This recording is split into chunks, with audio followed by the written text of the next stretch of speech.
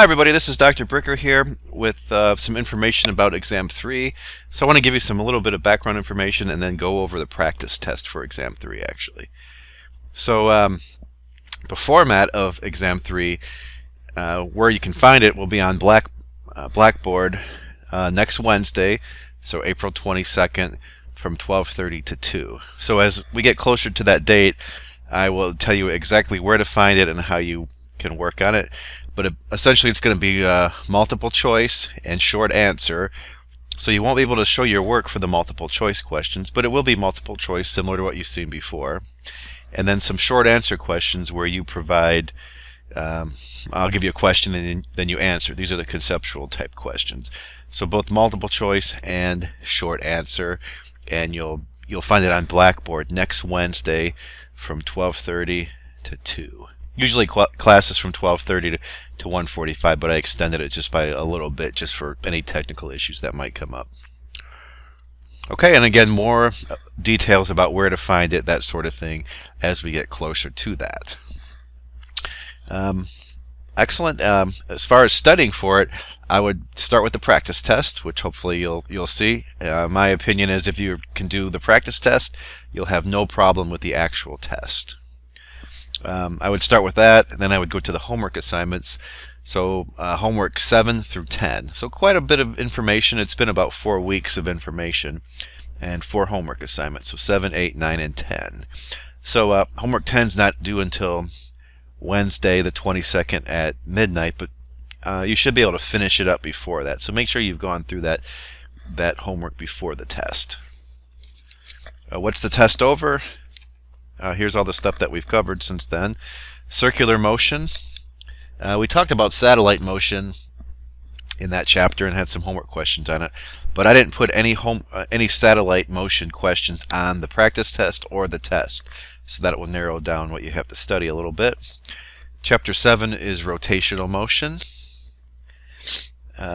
Chapter 8 looks like there's a lot of stuff here, but we didn't cover all of the entirety of all these chapters. So from chapter 8 we did equilibrium. So chapter 8, 8.1 through 8.3, no elasticity. We didn't cover that. We just did equilibrium, balancing forces and torques.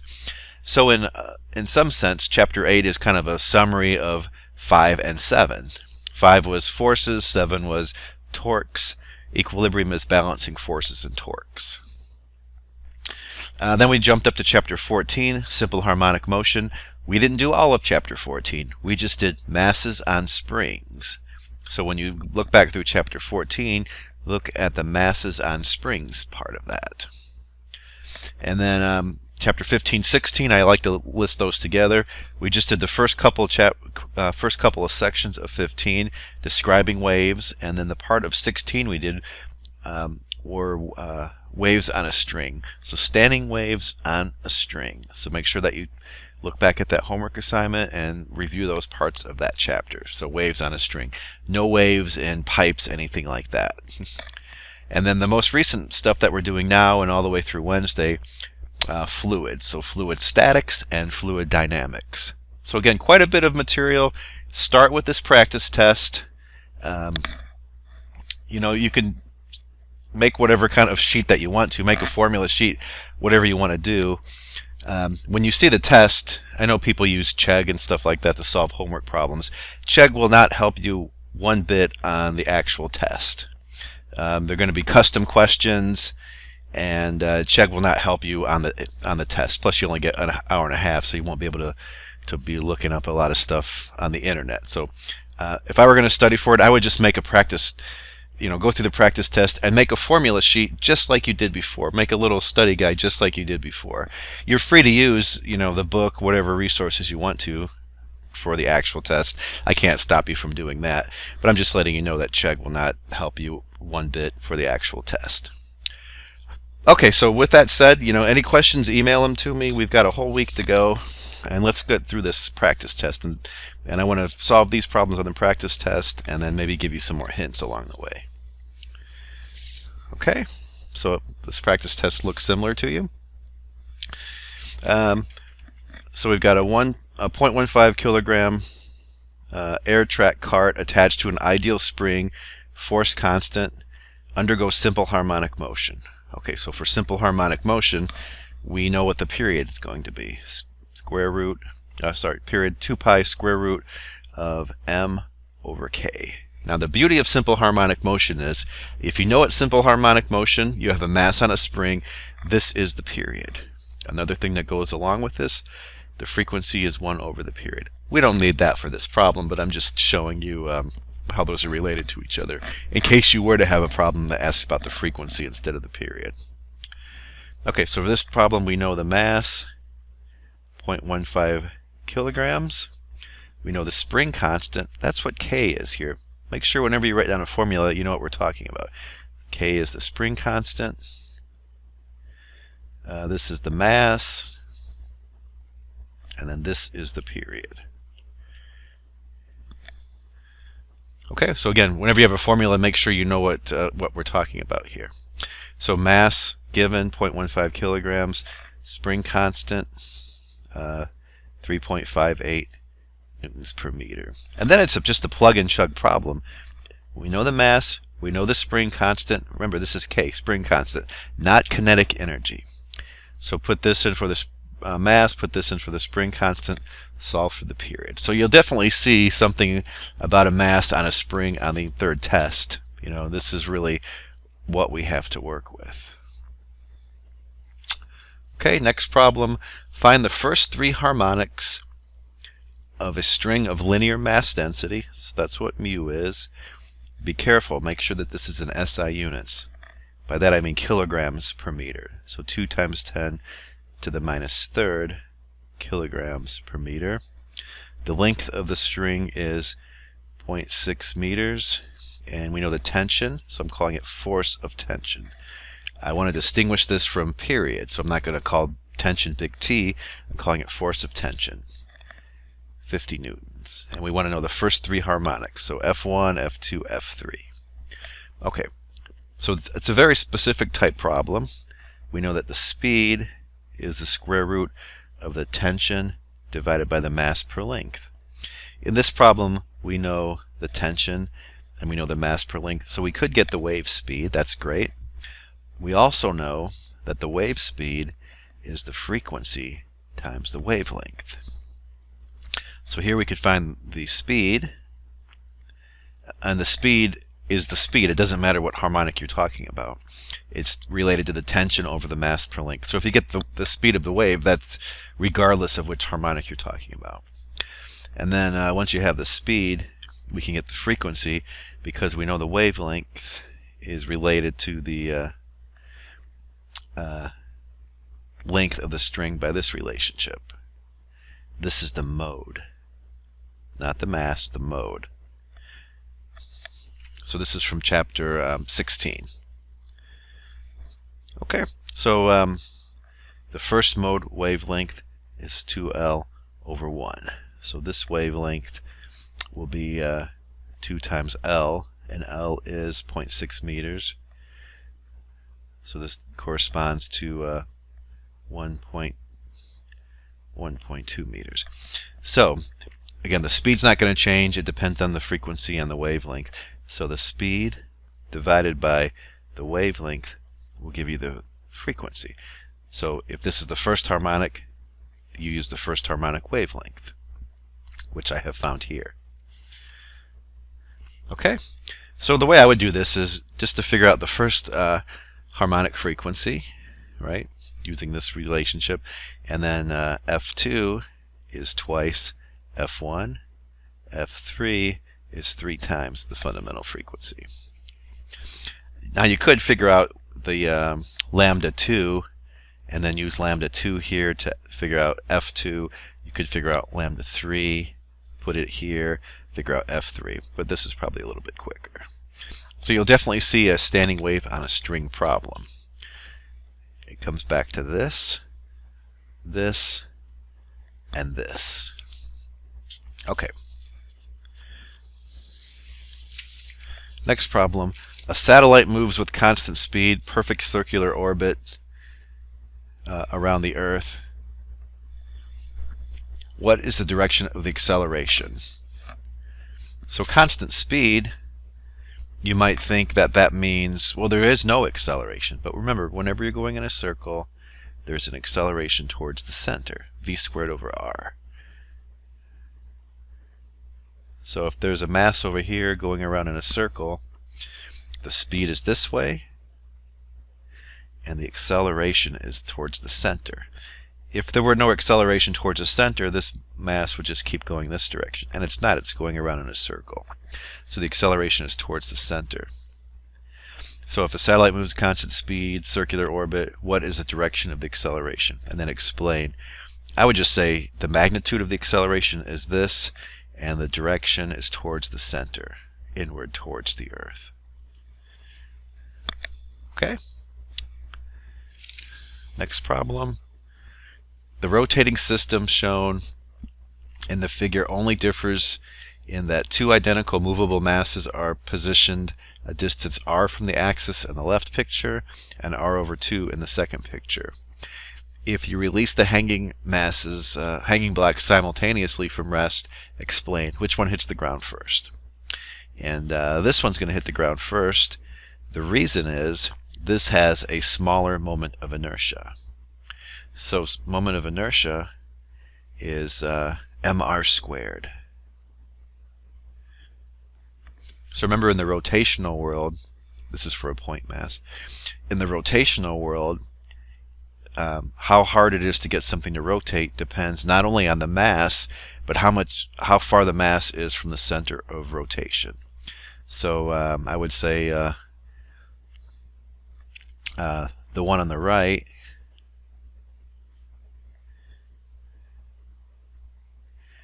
is easier to rotate because it has less mass away from the axis of rotation.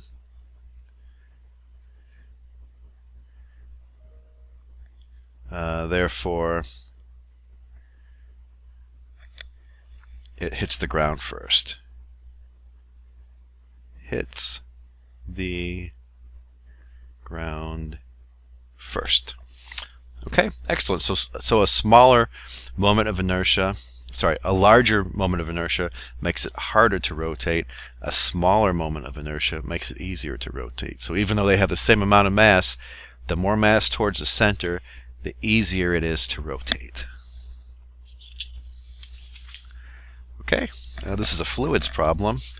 The Aswan High Dam on the Nile River in Egypt is 111 meters high. What is the gauge pressure in the water at the foot of the dam? And the density of water is given. Okay, so just in general, we know this relationship. Here's the pressure at the top. Here's the pressure at some depth. The pressure at depth, the pressure down here, the pressure down there is equal to the pressure at the top plus rho, that's the density of the fluid, times g times y.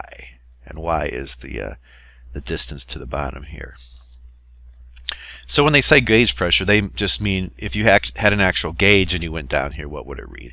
Gauge pressure does not take into account atmospheric pressure. So if you're walking around and you want to measure the pressure of your tires, it says 0 on before you hook it up. Even though there's atmospheric pressure everywhere around there, it's not measuring atmospheric pressure. It's calibrated not to measure that. So by gauge pressure, it just means, without atmospheric pressure. So gauge pressure is this, without atmospheric pressure. G-A-U-G-E.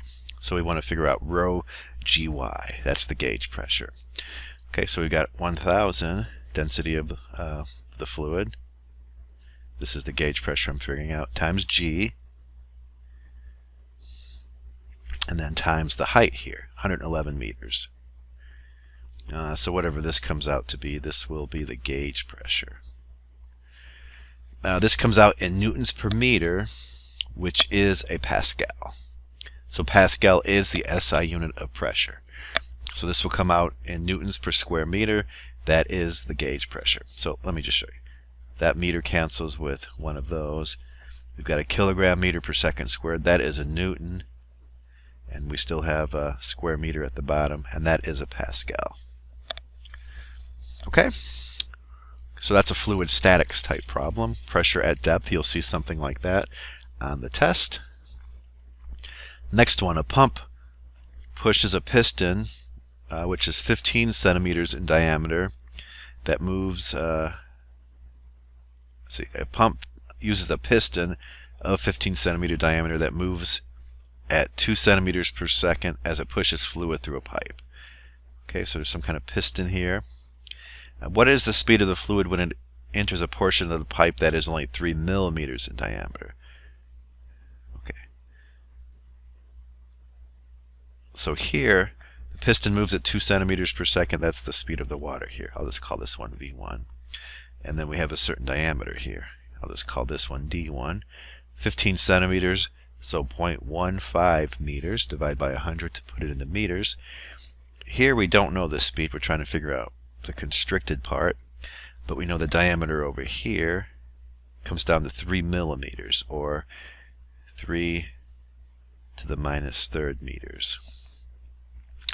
Okay, the volume of fluid that goes through here has to be the volume of fluid that comes out here. So just in general, the volume flow rate is the speed times the area. So this is the volume per second, so cubic meters per second. This is the speed, which is in meters per second. This is the area, which is in square meters. So you see it all works out okay. Volume flow rate, speed times cross-sectional area. And the key to this problem is the volume flow rate here is equal to the volume flow rate here. So V1 times the area 1 has to be equal to V2 times area 2. Now if I want to do this in terms of the diameter and the radius, we saw this before, this would be V1 times D1 squared is equal to V2 times D2 squared. Or if you want to do it in terms of the radius, V1 times R1 squared is equal to V2 times R2 squared. Although in the formula here it's area, remember the area depends on the diameter by having a diameter squared. This would be D1 squared times pi over 4. This would be D2 squared pi over 4. The pi's and the 4's cancel out. Okay, so you could use this relationship then to figure out what V2 would have to be. So V2 would be equal to V1 D1 squared over D2 squared. You already know it's got to be a lot bigger. If this is 2, what comes out here has to be a lot more than 2 centimeters per second. And it turns out we're really getting constricted because we're going from 15 centimeters to 0.3 centimeters here. So it's a lot smaller, and the speed's going to be much greater. Okay, good. So here's another one we can take a look at. This is a pressure at depth problem. As shown in the figure, fluid fills a container having several different sections. At which indicated point is the pressure the same? Well, it turns out the pressure is the same at all these levels. So the pressure at depth is the pressure at the top plus rho g y.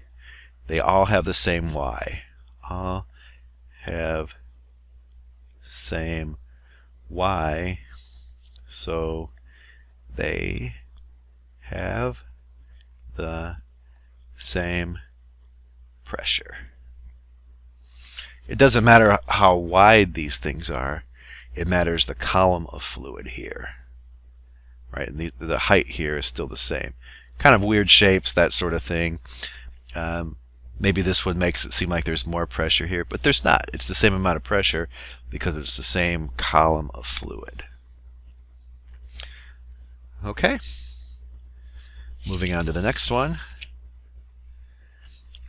As shown in the figure, a given force is applied to a rod in several different ways. In which case is the torque the greatest? And explain. Okay, it looks like to me this one's going to have the greatest torque. So torque is R times the perpendicular part of the force. So in A, we have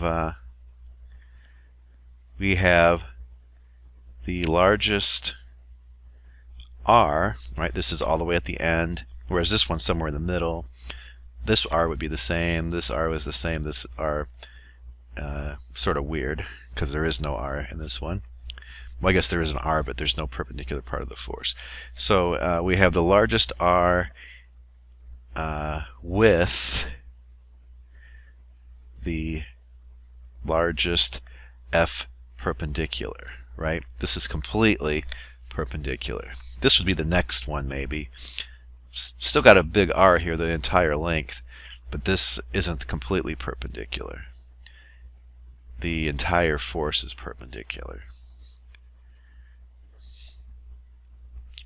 Force is perpendicular to R. So something like that. Remember what it means to have a torque. It's related to the force, but where is the force applied? So this force is applied completely at the end, and it's completely perpendicular. This one's not bad, but it's not as good as this one. This one's torque is actually 0. This would not make it rotate at all. So when you think of torque, think about the ability to get something to rotate. Okay, this one is perpendicular, but it's got a smaller lever arm here. Okay. Okay, here's another torque looking one. An athlete holds a 7.5 kilogram shot put in his hand. Okay, that's the shot put here.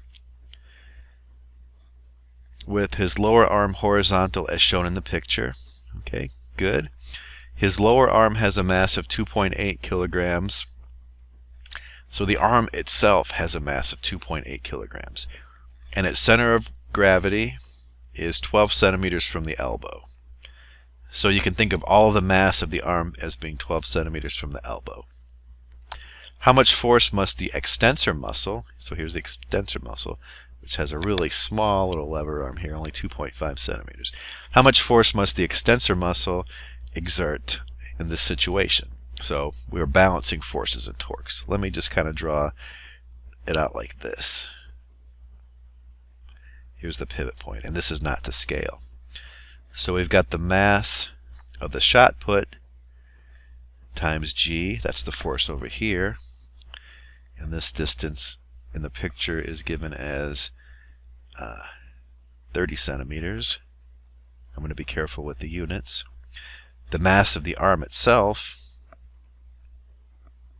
times g, so the weight of the arm, this is 12 centimeters away. And then we've got the extensor muscle here. And then we've got this short distance here. I'm just going to call this distance to the muscle. And that is, from the picture, 2.5 centimeters. So if you think about this as the pivot point, the arm is making it, the weight of the arm is making it rotate clockwise. The mass of the shot put is making it rotate clockwise. Well, what's keeping it from going clockwise? It's the torque from the muscle making it go the other way. So with this, really the picture is essential to really see what's going on here. So I've got the torque from the muscle making it go one way. It's got to be equal to the torque from the arm plus the torque from the shot put. Now the torque from the muscle is the force of the muscle times the distance to the muscle. That's equal to the torque from the arm. So here's the force.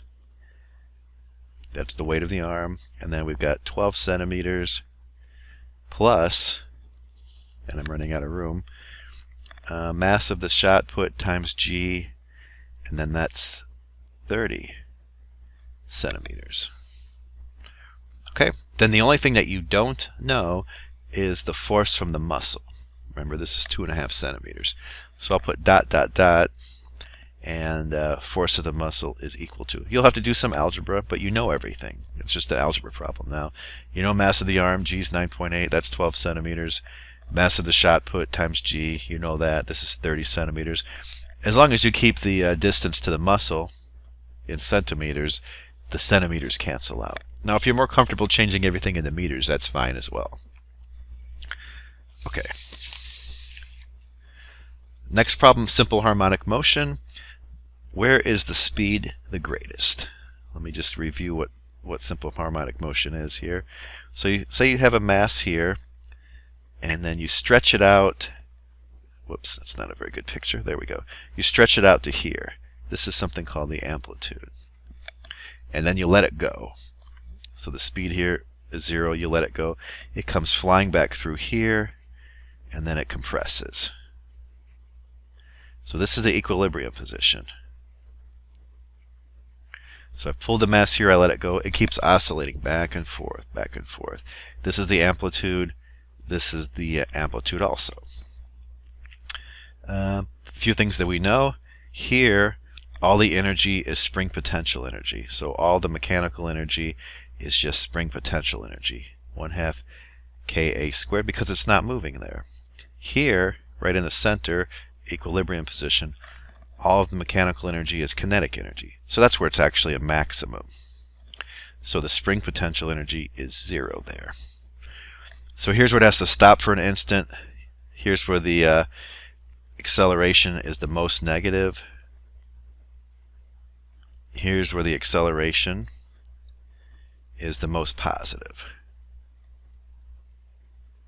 Right here at this point. Scoot that up a little bit. Here's actually where the acceleration is 0, right? The spring's not stretched or compressed. You let it go here, it keeps speeding up, but not as much of a, once the spring starts to go back here, the acceleration is the most negative because it's this way, but it gets less and less and less and less. Now it's 0, and then once you pass that point, the acceleration gets the most positive until you reach this point. Same thing on this side. The speed is equal to 0. So let's see if we can answer that question based on this. When is the speed the greatest? Well, I know the speed is the greatest here, and when the speed is the greatest here, that's when the spring potential energy is 0, the kinetic energy is a maximum. So let's see if we could figure this out. When the displacement is a maximum? Nope, that's when the speed is 0 actually. When the magnitude of the acceleration is a maximum? Nope, that's not true. That would be here or here. When the potential energy is 0. Okay, that is true, right? That's the maximum speed occurs right here where the potential energy is 0. Just for fun, let's do E. When the potential energy is a maximum. Nope, that's not true.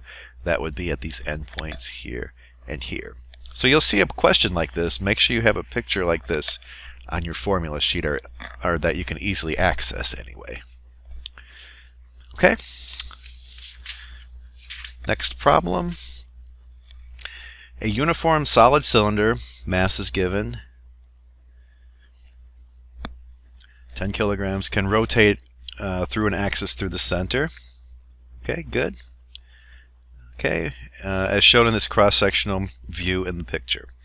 A rope wrapped around the outer radius, R1, which is 1 meter away. Okay, so R1, 1 meter, exerts a force of 5 newtons to the right. A second rope wrapped around another section, R2, which is here, 0.5 meters away, has a force of 6 newtons the other direction. What is the angular acceleration of the cylinder? So alpha is angular acceleration. Okay, so we have a force here. This is 5 newtons at a distance of 1 meter away. So that torque would be 5 newton meters. Here there's a force of 6 newtons and a half a meter away. So that torque is only 3 newton meters. So it's going to end up rotating clockwise, right? 5 newtons at 1 meter, that would be 5 newton meters. 6 newtons, a bigger force but a smaller distance. So the 6 times 0.5 would only give us 3 newton meters. Okay, so I already know that it's going to have to rotate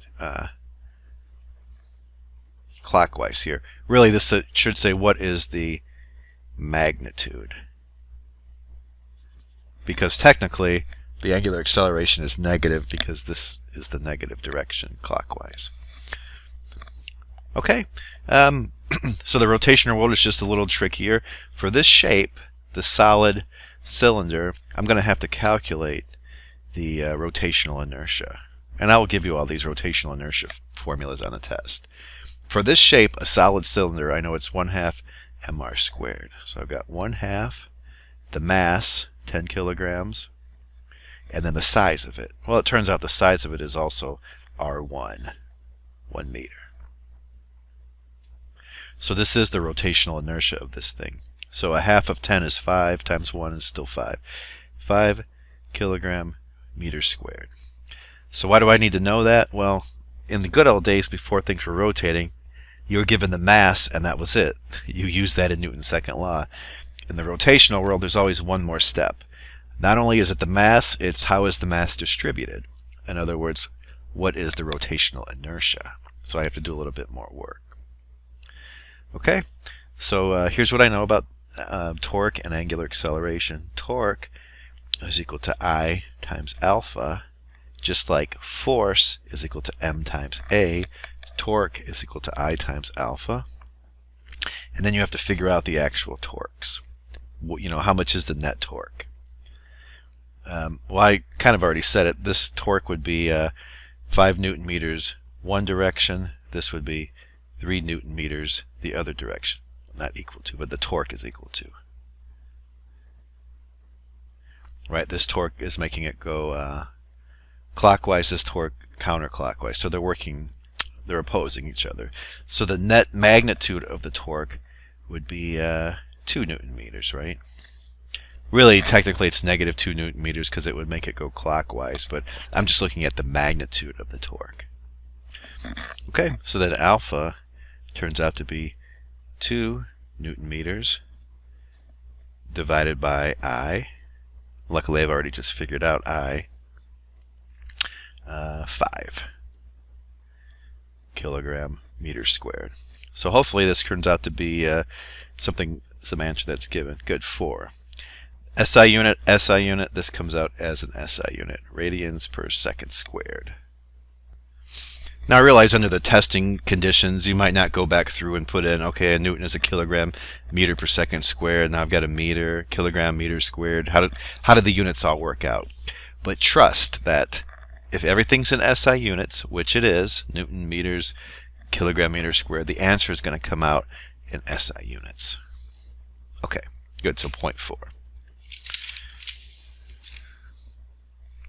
So you'll see something like, net torque, angular acceleration. What I did not put on the test were rotational kinematics equations.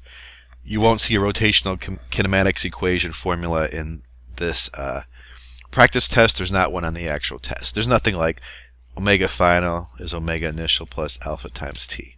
That's good, but I did not put it on this test. There's just not enough time to test over everything like that. So no rotational kinematics equations, but you will see something like this Newton's second law for rotation. If you can do this one, you can do the one that's on the test. Okay. A car moving at a steady speed, 10 meters per second, on a level highway encounters a bump.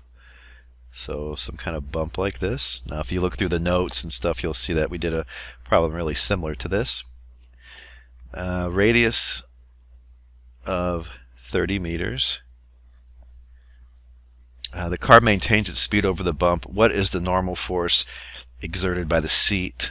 So let's just say that this is the seat here. How much is the normal force if the mass of the person is 60 kilograms? So I'll try to do the free body diagram here. Let me see if I have another colored pen. I do. Let's look at the forces. Normal force up, mg down. Now I on purpose drew mg bigger than the normal force. There must be a net force towards the center.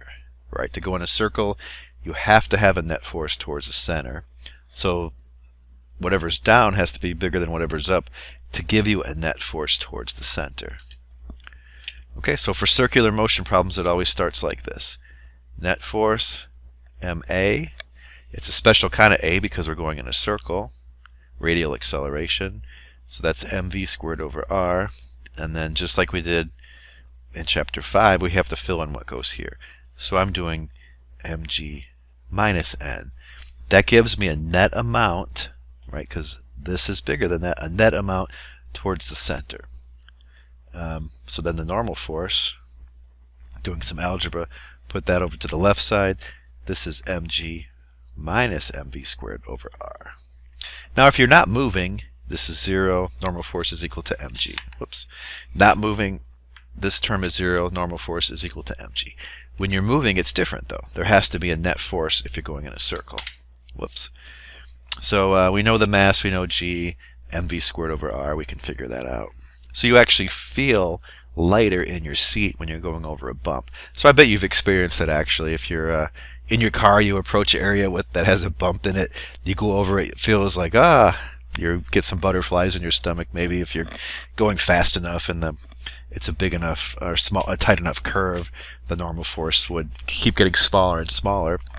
When the normal force is actually 0, that means you leave your seat. And you could do that. You could have the normal force be 0. If this term and this term are equal to each other, you come out of your seat. Okay, so you feel lighter when you go over this bump. Now the one on the actual test, what happens to the normal force when you go through a dip in the road here? How much is the normal force in that situation? So this is a good place to start. Make sure you take a look at a problem that looks like this, going through a dip in the road. Hint, hint. Okay, so you'll see something like that again. Next problem, a 4 kilogram solid iron, so mass 4 kilograms, suspended by a string while submerged in water. So here's some water, here's the mass. There was a homework question just like this. What is the tension in the string? The density of iron is 7860 kilograms per cubic meter. Density of water 1000. As far as the free body diagram goes, the weight is here, right? M times G. Here's tension, which is up. The only thing new now in this problem is we have our fun new force called the buoyant force. So these are all the forces are balanced. This submerged piece of iron is not going anywhere, so we've got tension and the buoyant force up, the weight down. And we're trying to figure out the tension here. So tension plus the buoyant force is equal to the weight. So the tension is the weight minus the buoyant force, doing a little bit of algebra. So the weight is mg from what we did before. They don't give you the mass, but they give you, they do give you the mass. Never mind. So that's not too bad. We do know the mass, 4 kilograms, and we know g. So we can get that. Now the buoyant force, on the other hand, that's the new force we have.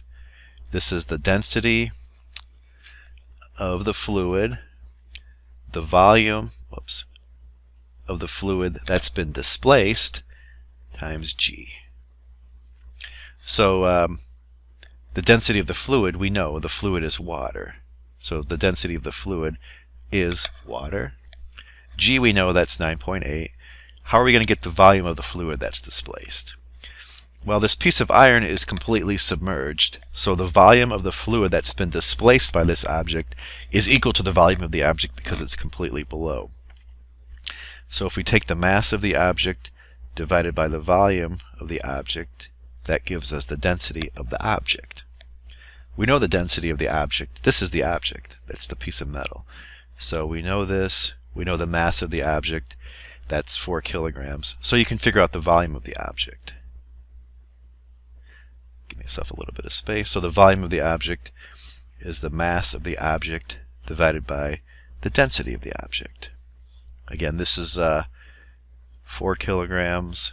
The density of the object, 7860 kilograms per cubic meter. This will come out to a small amount of cubic meters. Now it's the volume of the object, which again is the same thing as the volume of the fluid because the object is completely submerged in the fluid. So put everything together to get the to get the tension. We know the weight. You maybe figure out the buoyant force over here, put it all together. Now you know that the tension is less than the weight, right? Because the buoyant force is helping us out here, right? The tension's got to be less than the weight because the buoyant force is actually helping us a little bit.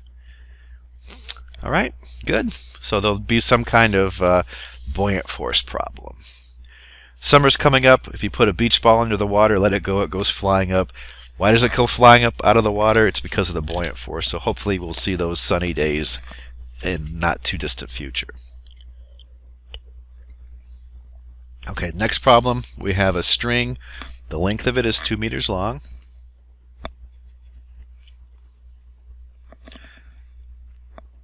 Fixed at both ends and tightened into a wave speed, which we know is 18 meters per second, is shown.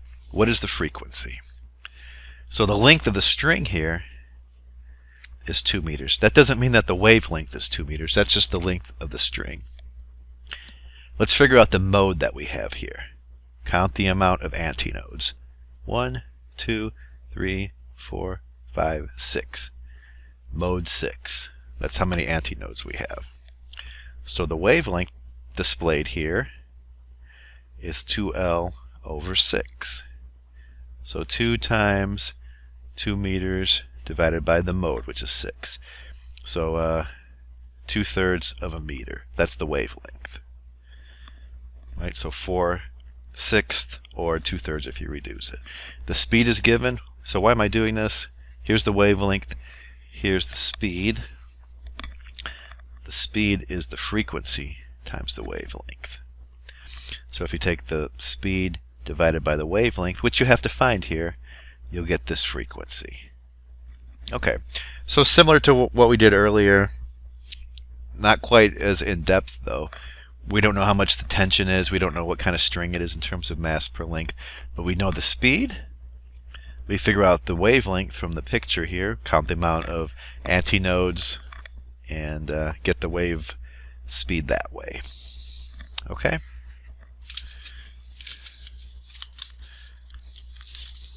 Very last problem. This is a chapter 7 problem. 2 children, Ahmed and Jacques, ride in a merry-go-round. Ahmed is a greater distance than Jacques. So maybe I'll put Ahmed out here, and I'll put Jacques here. So here's Ahmed, here's Jacques. So Ahmed's a greater distance. Which of the following statements are true? So Jacques goes around, Ahmed goes around. So the angular speed, that's omega, of Ahmed is the same thing as the angular speed of Jacques. Same angles in the same amount of time. Now the linear speed, or tangential speed, whatever you want to call it, the tangential speed of Ahmed is greater than the tangential speed of Jacques. Ahmed, greater distance in same time than Jacques. Okay, so same angular speed because they go through the same angle. They go through 2 pi radians in the same amount of time, but Ahmed goes through a greater distance in the same amount of time, so Ahmed has a greater tangential speed. Okay, remember this is how it's related. So V is equal to omega times R. If you're going in a circle, the omegas are all the same, but the bigger R is, the bigger the speed is. So if you're on this merry-go-round and you want to have more fun, you go way out here. Your friend who is closer still goes around one time, the same time that you go around one time, but you've gone a greater distance, so it's a little more exciting out here. Okay, so let's see what possible answers we have here to describe this. Jacques has a smaller angular speed, so that's not true. We know that they both have the same. Jacques has a greater angular speed. Nope, they've got the same. Jacques and Ahmed have the same tangential speed. Nope, I know that that's not the same because Ahmed's got a greater one. Jacques and Ahmed have the same angular speed, so that is true for this reason here. Okay, any questions, let me know. And again, I'll give you more specifics about where to find the test, that sort of thing. Don't forget, you can email me, set up an online meeting. I would be happy to meet with you. Not much else to do other than going for walks, so don't be shy about contacting me to set up a meeting. Talk to you soon. Bye-bye.